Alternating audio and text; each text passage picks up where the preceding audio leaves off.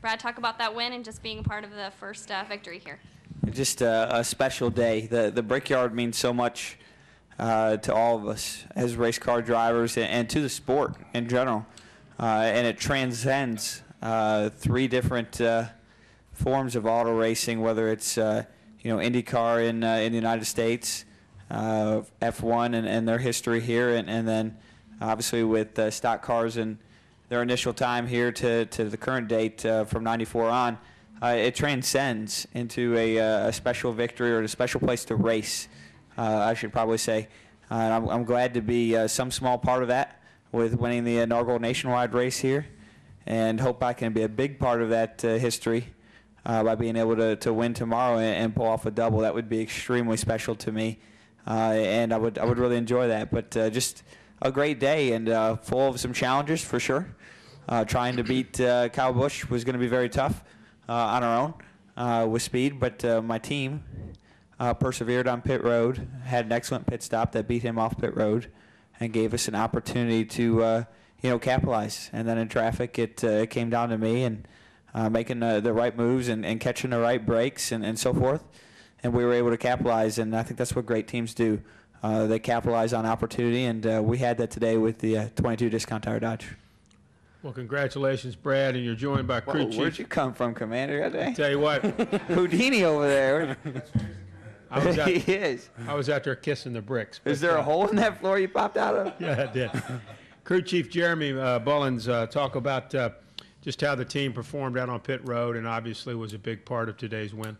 Well, absolutely. It was, that last pit stop, our guys were beat everybody out on 4 tires. There were some guys that took 2 tires, but we felt like with as many laps as there were to go, 4 tires was the way to go. And our guys stepped up and beat everybody off pit road, and we were the first car on 4 tires, and that was really the difference. Brad got a good restart, got to the lead, and that was pretty much it. Okay, we'll take questions now for Brad or his crew chief Jeremy. If you have one, raise your hand. We'll bring you the wireless. We've got a couple here on the front row with Lewis and then Mike and then Bob Pockers. Yeah, Brad, congratulations on the win. Great win. Can you tell us about that last restart? Did you spin your tires, and did Sam, bump your head? What happened exactly? Did Sam bump my head? Is that what you... No, a head. Oh, okay. To say I didn't think. Okay. It happened really fast, and I don't have a complete picture of what happened. So it's hard for me to make a statement about it. But I can tell you my perception of it was, I got a push from Sam, and it was a little more than I could take. And certainly I wasn't going full throttle, but I was not in the zone when Elliott took off. It appeared that Elliott got a push from behind as well, and maybe he just couldn't slow down. I don't know. I don't know how it all played out. I think NASCAR has made it a point to say that they're not going to measure, down to a millimeter on who beats who to the restart line, and they just want to be close and fair. It was obvious that 2-car, I believe it was, which is kind of hard to say since that's my number on the Cup side. It was obvious that Elliott beat us by more than that. That's NASCAR's call as far as how it all worked out in the box and so forth. It's very difficult to say from my view, and I'd like to see a full replay to kind of verify some of the things that I saw. But obviously NASCAR saw something they didn't like and made a call accordingly, and that's their job. Mike? Mike Net from FrontStretch.com. Brad, for being a 2.5-mile track, this place really does put an emphasis on momentum when you're actually going to make a pass. And when you made the pass for the lead, it almost looked as though you held up a little bit going through 1 and 2 so that you got the run off of 2 to make the pass. Does that take a special kind of discipline to be able to hold back and get the throttle down at the right time to make the pass and have the momentum? Well, Mike, I think any racer that has any success will tell you that racing requires a lot of discipline and a lot of aggression, and knowing which one to use and when to use it is critical to your success. And certainly passes here at Indy are no exception, and being able to, I believe you're talking about passing Sam for the lead. Being able to get by Sam was a critical moment for us in the race. Had a very fast race car, as did we. And we had 4 tires, and he had 2 at that point. And we needed to get by him before another yellow came out and it kind of evened us out. So certainly I was hustling to make that happen as quickly as possible. At that time, the 54 was still quite a threat to win the race, and it just came down to executing the move I needed to execute to win the race, and that was it.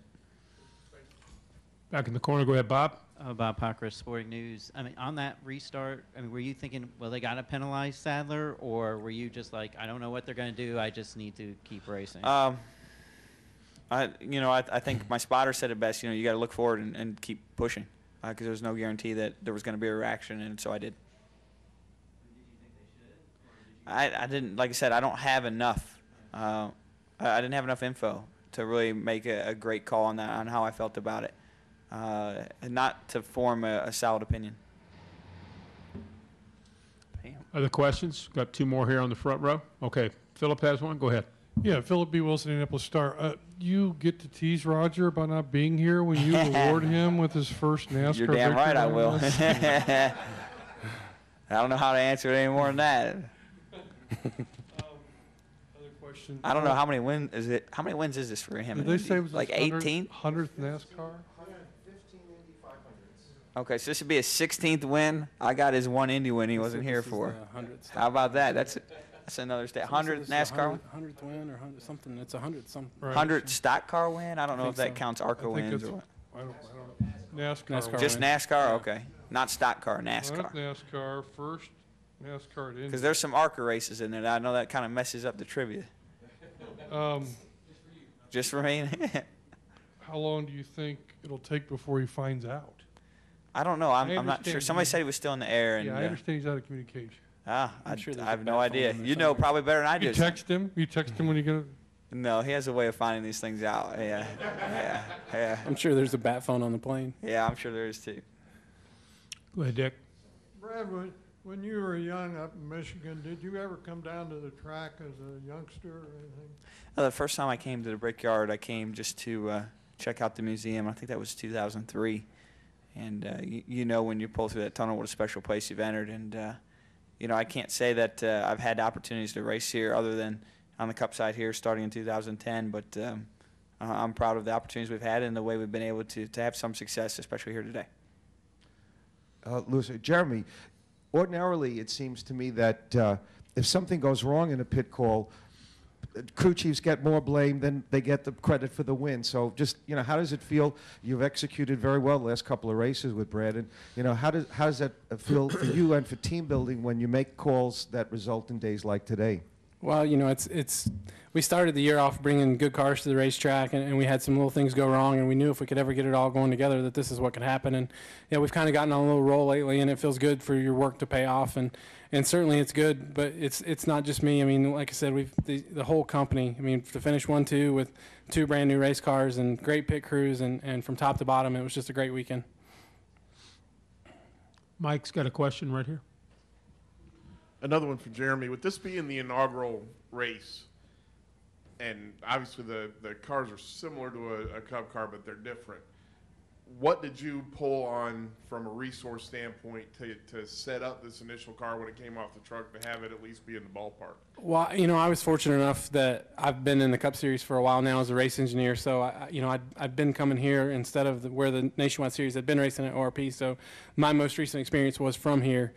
We finished second here a couple years ago, the team I was working with. So, I love this place and have had this on the calendar since I took the job. And knowing that it was the first race, we knew we were going to do everything we could to be sitting right here. And it feels really good that it happened.